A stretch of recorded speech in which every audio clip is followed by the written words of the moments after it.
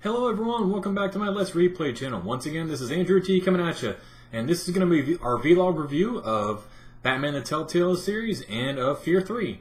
I originally wanted to do 3 games with this one with the Company of Heroes, but the new Steam version that it made me install does not seem to go well with my video monitor, so every time I start it up I get sound but no visuals, so had to nix that idea, even though it is one of my favorite strategic games of all time. So, just to recap a little bit, I haven't had one out last week for any new games because Divinity Original Sin 2 literally took me 105 hours to beat.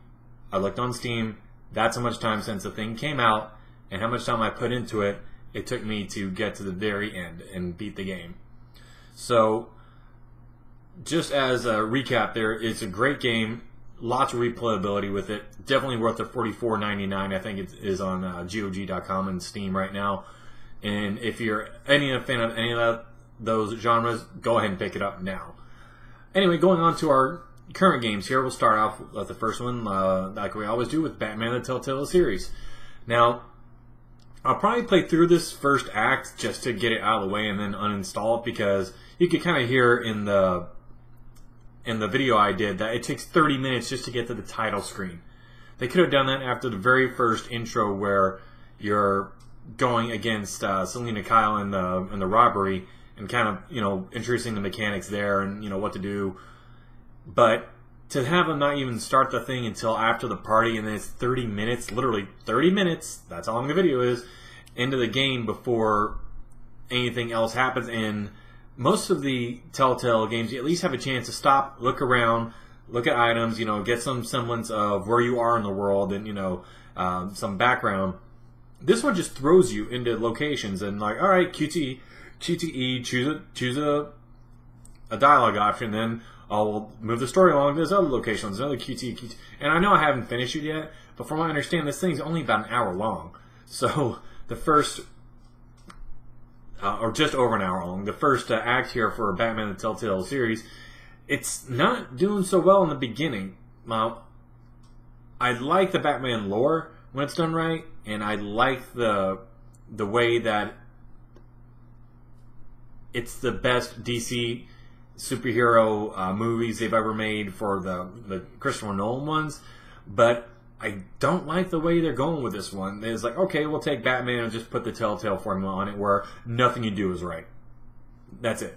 So the very first major decision I got was at the party. Like, okay, do you want to suck up to Falcone and make Harvey happy? Or do you want to be the, true white knight and, say, screw you, you're an organized crime boss. I'm not going to shake your hand. I'm not going to do this. I'm not going to do that. But I know how Telltale works. If you try to be good and don't try to do that middle line to make people happy, and you think that, oh, this is a superhero movie, I've got to be this way, they'll punish you for it. They're like, oh, so-and-so remember that, and, Harvey will not treat you as well because you're supposed to be on his side. I'm like, I don't want to deal with the hassle. That's what it comes down to now. I know what's coming. I'm just going to get to the most neutral and happiest choices I can, and then just get through it, because that's what it's come down to with Telltale games. The only game that didn't do that was Borderlands. So, I don't know why they put so much effort into that game, into the story and everything else that goes along with it, and the mechanics, and then every other game they're just like, yeah, we'll just, have you watch a movie for, an hour, and then just do some QTEs and some dialogue options that don't really mean anything. Because at the end, it comes down to basically an A or B choice anyway. That's what Telltale games are these days.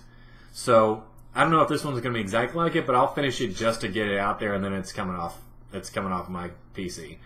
So, if I had to give it a score, just based off what I've seen so far, and what I was expecting, and what it is currently, not judging by any of the past, disappointments I had for Telltale games, I'd have to give it a 6 out of 10, just for the fact that it is kind of enjoyable. The universe is a good universe. Batman's a great character. I think I never did find out that was Troy Baker, but it's kind of hard to sound like Troy Baker and not be him as Bruce Wayne and Batman. So if he is, that means he's guys play Joker and Batman in the universe. So Anyway, yeah, for just replayability, it's hard to judge it that way because you can make different decisions and get different dialogue options, but it's almost easier to just do that online once you've gone through it the first time. Like, all right, what's he say if I do this option or that option or this dialogue or that dialogue? Like, you can see pretty much every branching storyline after you go through the first one without having to play through another hour and another hour and another hour just to get through it. So, yeah, I'd give it a 6 out of 10 because it is an above average game. It's not strictly average. If you like the Telltale series, you like their formula, then you're going to pick it up. But for me, and these are all like personal opinion scores that I give. I try to give some background on the why and how I got there, but if I had to do it objectively, it'd probably be slightly different. But just from my opinion and the way that Telltale has kind of recycled their formula about 8 times in a row now, I'm not very impressed with this first half hour. Anyway, moving on to Fear 3. Now, this game is kind of dated at this point because the ragdoll physics are definitely dated on this stage of the game. I think it just came out about 5 or so years ago, if I'm not mistaken. I have to look it up, but it does look dated in its game mechanics. Just because the whole, cover-based shooter mechanics on that were never really part of the original Fear. It was all about ambiance and, dark corners, and you don't know what's coming around, and going against faceless, basically clones, and trying to get to the end of one antagonist, while another antagonist is hounding you the entire way. Now, I had one, not even jump scare, one encounter with the girl in the red dress. I guess it's Alma again. And then for all the other stuff with dead brother that you get to interact with, I'm like, it doesn't have a whole lot of ambiance for the scare factors or the tension. It was just a regular run and gun, from what I could tell, even for a tutorial level. They're supposed to start out with kind of something that lets you know what you're going to see the entire rest of the game.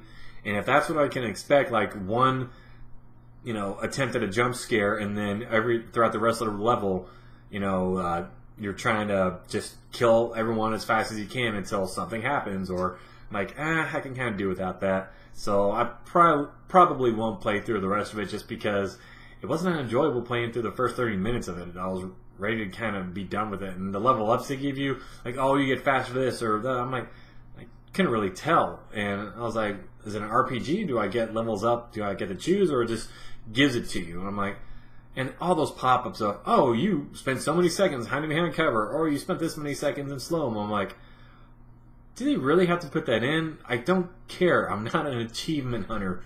I'm not a, Steam points. I don't care about all the achievements in Steam. So, if I had to give this a score, I'd give it a 5 out of 10. Honestly, just the way the mechanics are dated, it still holds up graphically pretty well, but the ragdoll mechanics for no modern shooter would ever do that these days and rely on ragdoll physics for, unless they had each individual bone as ragdoll physics. So, but to have like all the momentum from your bullets and like a shotgun, as soon as you kill a person, just push. It's like, it was good when it first came out, but everyone's seen this so often now that doesn't really do anything for you at this point.